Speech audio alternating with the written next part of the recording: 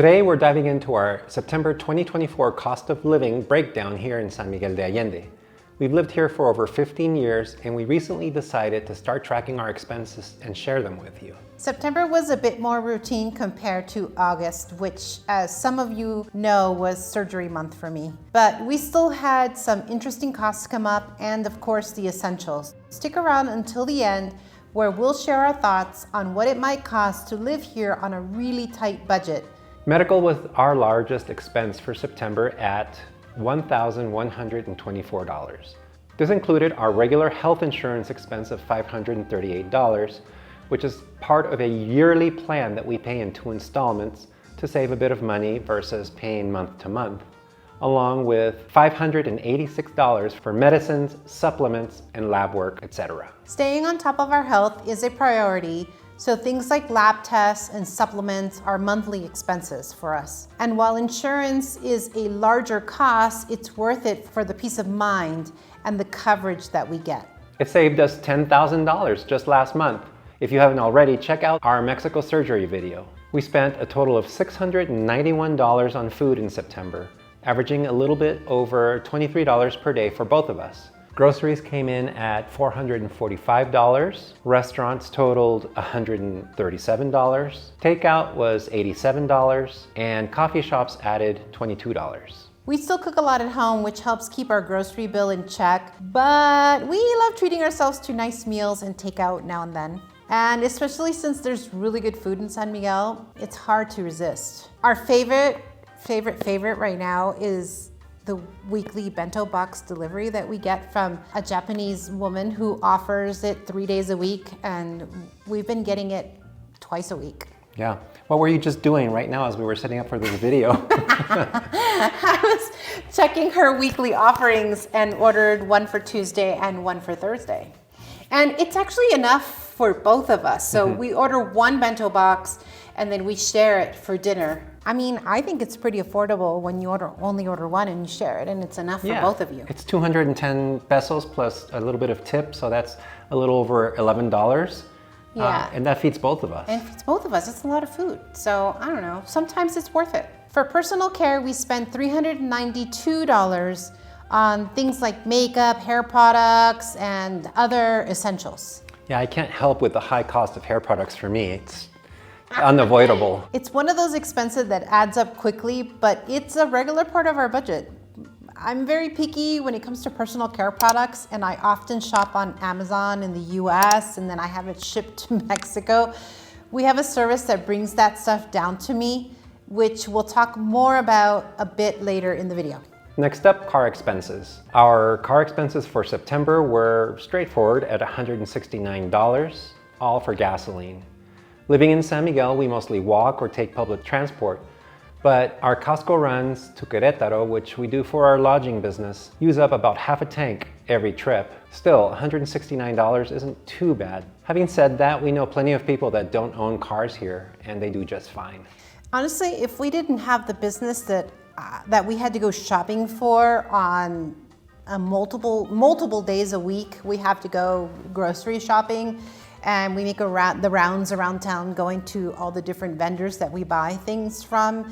We really wouldn't spend much on gas at all if it was just you and me. So most of this expense for gas is because of our business. Yeah, so instead of trying to figure out what the percentage is for that, we just included it here for the sake of argument. For our phones and Wi-Fi, we spent $158, which if you watched our last video, that was slightly less, and it's only because of the exchange rate.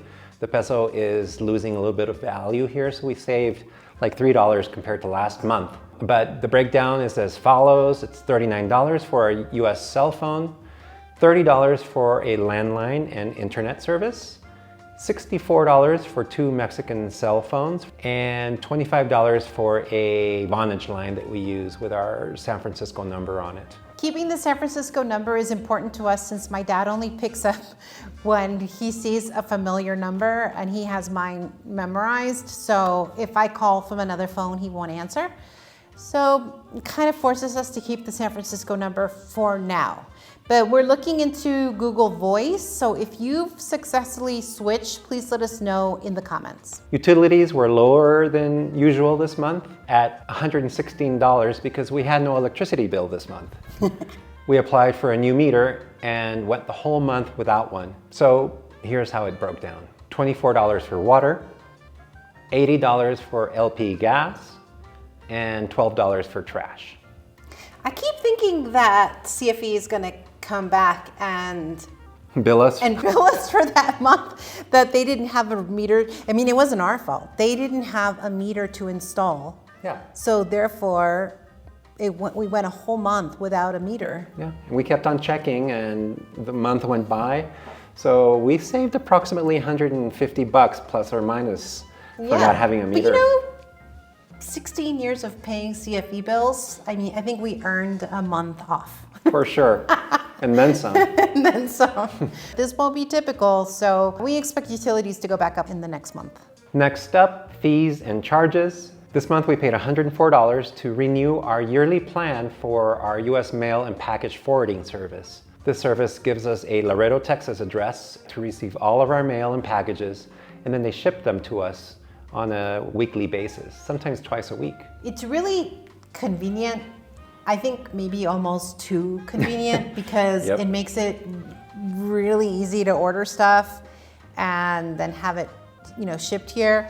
I mean, it's not free or anything. What were you gonna say? I was gonna say, I think our personal care category would be a lot lower less. per month. Well, but that's not true because there are things that I price check. So I'll go to the grocery store and I'll look for my favorite sunscreen.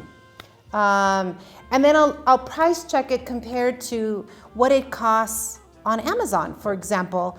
And it's way cheaper on Amazon, so sometimes it's worth it. Yeah. So the way it works is you ship something to your Laredo address, and then they add 17% of the item's value, a tax fee on it, and then also $1 per pound for packages over 20 pounds.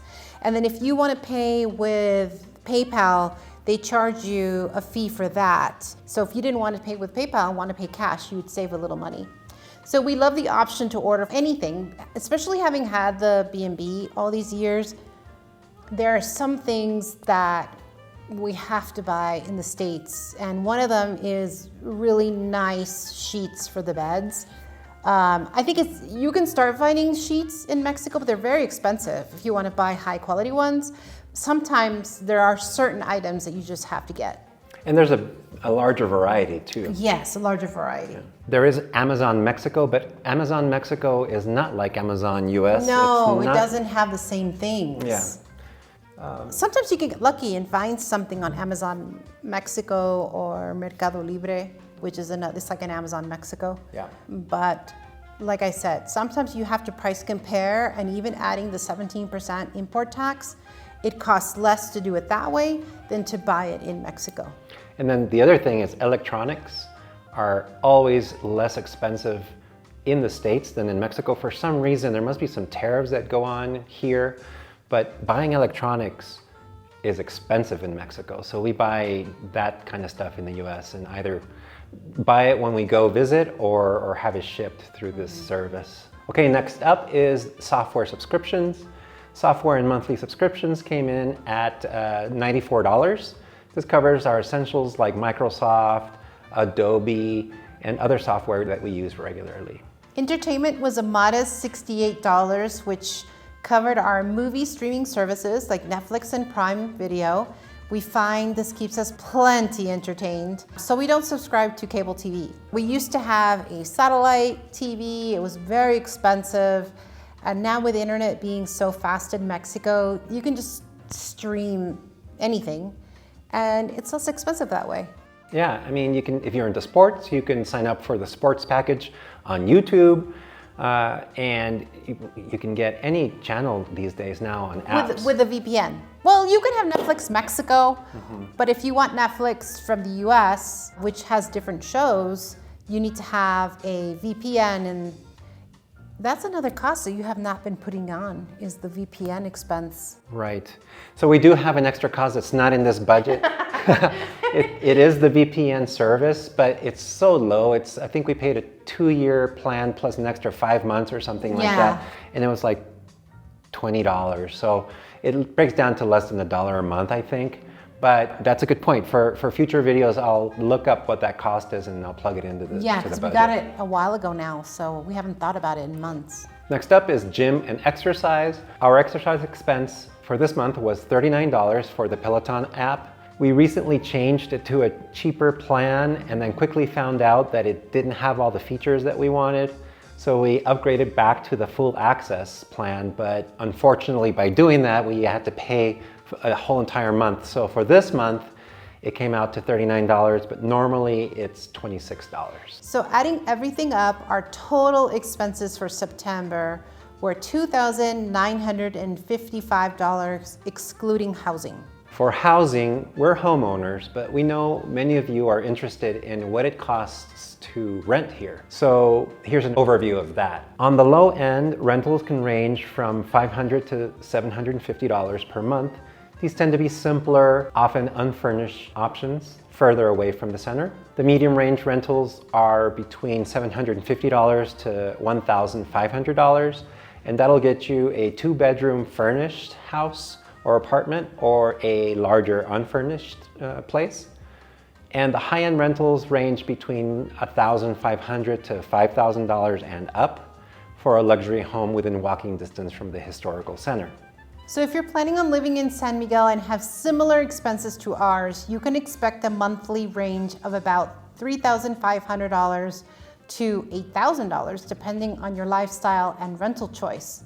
Now, we're often asked what the minimum cost could be for someone wanting to live here on a really tight budget. So using our numbers as a base, let's see what a bare bones budget could look like. Starting with health insurance, you could take a risk here and skip it. So let's say that's $0 for this example.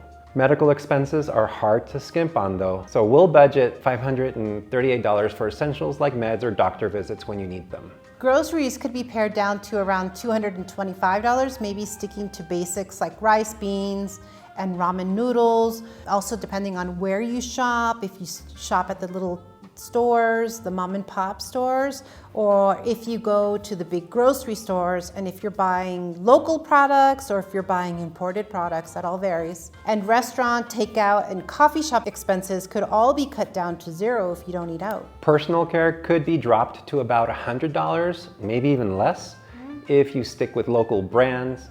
And if you don't need a car, that could be $0 as well.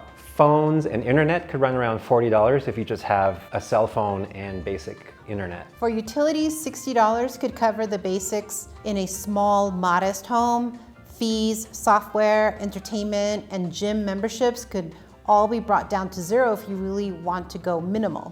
And finally, rent. $500 could get you something small and basic, likely further from the center. Adding these up, the minimum monthly cost for a very basic lifestyle here could be as low as $1,463, including rent and essential living expenses. It's definitely possible, but everyone has their own comfort level, so we hope this helps give like a realistic idea of both the essentials and the extras. I mean, that's a really minimalist lifestyle, and some people could do it. I know for us that would be really tough. But you always see these videos on YouTube and elsewhere showing how people can live on $300 a month. I don't know how that's possible. Yeah. But this is as low as we could see dropping the expenses. But that, again, you know, you're eliminating health insurance, and that's kind of risky in my mind. And that's it. That wraps up our September cost of living breakdown. We hope this gives you a realistic look at living in San Miguel de Allende. We're planning to share our October expenses next, so subscribe if you're curious to see how things change month to month, because I'm curious how things change month to month. And don't forget to check out our healthcare playlist if you want to learn more about our surgery journey and the insurance process. Thank you for watching. See you on the next one. Bye.